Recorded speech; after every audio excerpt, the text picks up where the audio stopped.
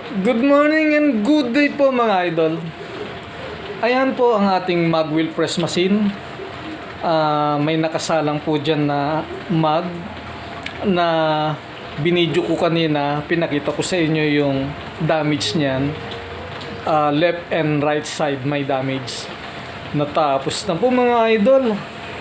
Close up. Tignan po natin ngayon ang bagong mags na wala ng damage. Ayan po, as reference, unahin natin ng left side. Ayan po, steady na po ang distance ng pointer natin. As reference, ibig sabihin, align na po ang kaliwang pisngi ng mag wheel na yan. Ayan po. Tapos, natapos na natin yan. Check natin yung right side. Ayun po ang reference.